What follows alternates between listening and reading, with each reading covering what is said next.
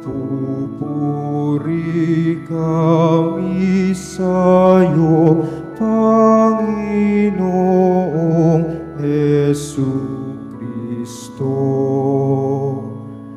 Nagpupuri kami sa'yo, Panginoong Jesucristo. Kapag ngayon'y napakinggan ang tinig ng poong mahal, huwag na ninyong adlangan ang pagsasakatuparan ng mithin niya't kalooban. Nagpupuri kami sa'yo, Panginoong Jesucristo. Sumainyo ang Panginoon. At sumaiyo rin. Ang mabuting balita ng Panginoon ayon kay San Lucas. Papuri sa iyo, Panginoon. Noong panong iyon, sinabi ni Jesus ang talinghagang ito sa mga taong antingi sarili matuwid at humahamak naman sa iba. May dalawang lalaking pumanhik sa templo upang manalangin. Ang isa'y Pariseo at ang isa na may publikano.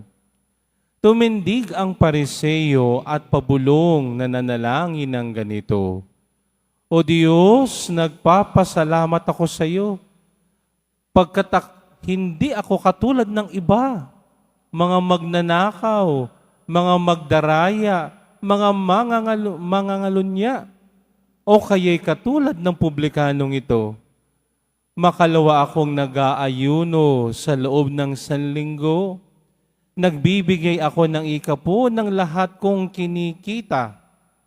Samantalang ang publikano ay nakatayo sa malayo, hindi man lamang makatingin sa langit, kundi dinadagukan ng kanyang dibdib at sinasabi, O Diyos, mahabag po kayo sa akin na isang makasalanan.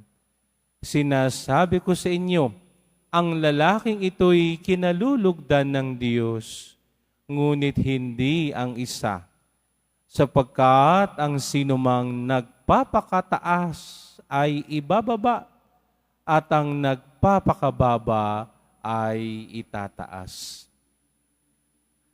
Ang mabuting balita ng Panginoon. Pinupuri ka namin, Panginoong Heso Kristo. Magsiupo muna ang lahat.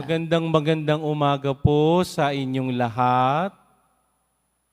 Pakibati ang inyong katabi, mahal ka ni Lord. Ayan. Tingnan mo nga inyong katabi. Ayan. Tingnan ninyo ang inyong katabi, wag si Father. Ayan. Tapos, tanungin mo, sabi mo, kapatid. Ulit. Sabi mo, kapatid. Humble ka ba? Ako yung may kwento. Gusto niyo ng kwento? Okay. Alam niyo yung langaw? Ayan. May isang langaw na lumilipad-lipad no, sa paligid-ligid. At siya'y napunta sa simbahan ng Quiapo. No? At siya'y napatungtong doon sa may speaker. Ang sabi ng langaw, ako na ang pinakamalaki sa lahat ng hayop. Lumipad uli ang langaw, no? At nung siya'y sa kanyang paglalakad, sa kanyang paglipad, doon naman siya napunta sa may yung mga payong ng isang karinderya. Sabi niya, ako talaga ang pinakamalaki sa lahat ng nilalang, no? At siya'y lumipad pa, no? Doon sa isang napakataas na lugar. At ang sabi niya, ha, ako na ang pinakamalaki, pinakamataas na hayop. Ang hindi niya alam, may butiki sa katabi niya, kinain siya. Ay anong ating makukuhang aral sa kwento ng langaw? Aba, ay kaliit-liit ng langaw, akala mo kung sino.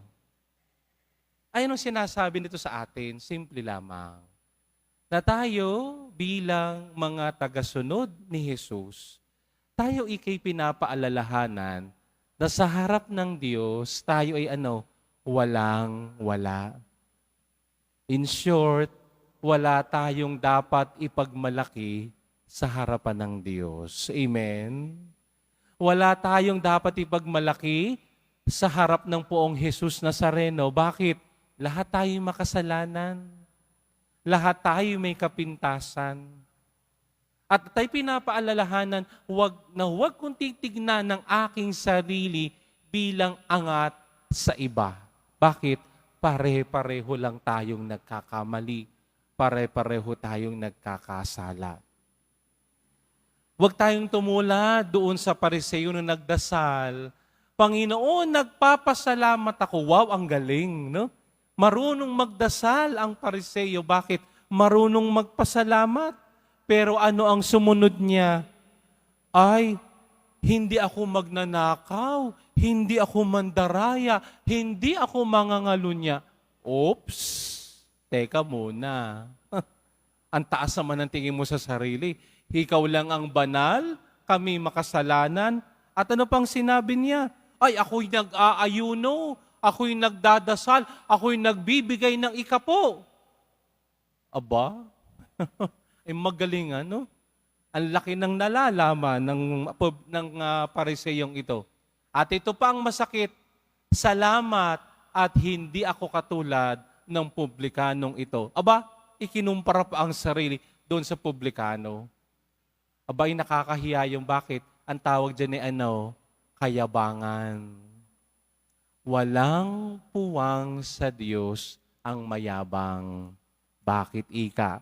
Sapagkat ang taong mayabang, hindi niya hinahayaan na gumalaw ang grasya ng Diyos sa buhay niya.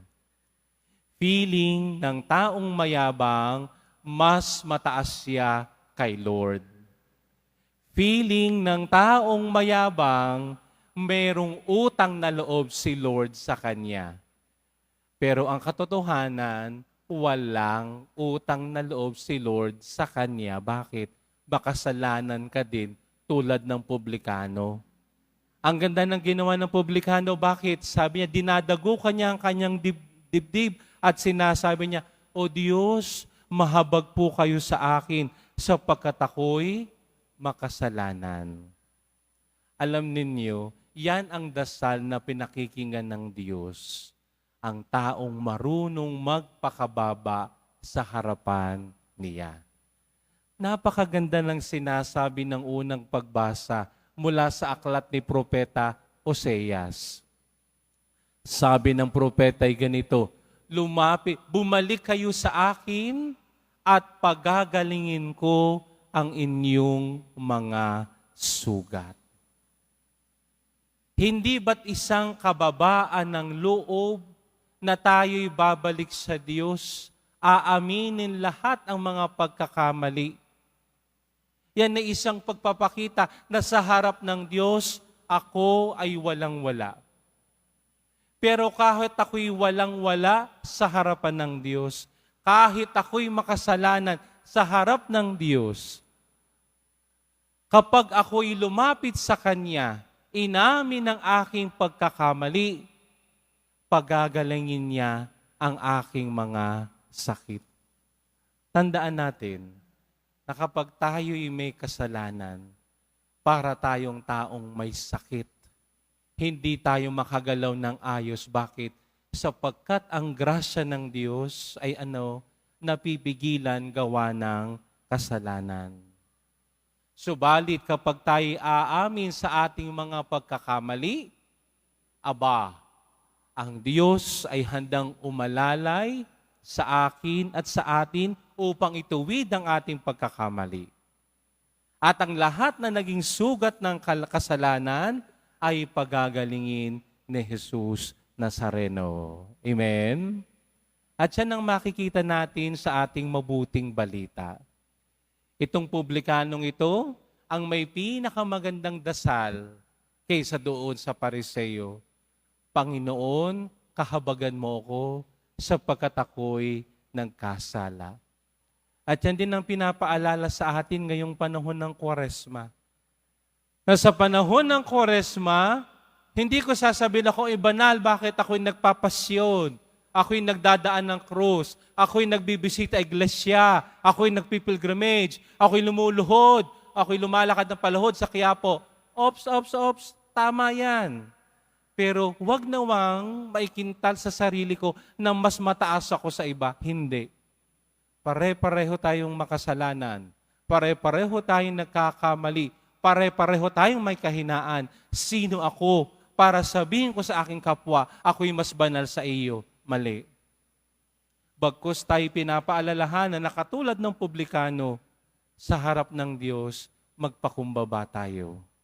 Sa harap ng Diyos, isuko natin lahat, lalo tigit ang ating mga kasalanan. Na sa harap ng Diyos, ang Kanyang tinitignan ay ang pusong handang magbago para sa Kanya. Yan ang diwa ng Kwaresma. Yan ang diwa ng ating pakikisa sa pagpapakasakit, sa kamatayan, at muling pagkabuhay ng ating Panginoong Hesus. Kaya, sa pagpapatuloy ng ating banal na misa ngayong umagang ito, sapagkat nakikita kong iba sa inyo'y natutulog na, ay hari nawa, huwag nating kakalimutan, huwag maging mayabang, maging humble, maging mapagpakumbaba sa harap ng Diyos, sa harap ng Poong Hesus Nazareno. Sa harap ni Hesus Nazareno, kinalulugdan niya ang pusong mapagkumbaba. Ang pusong handang aminin ang kanyang pagkakamali. At ang pusong handang talikdan ang mga kasalanang nagawa at handang magbagong buhay. Amen.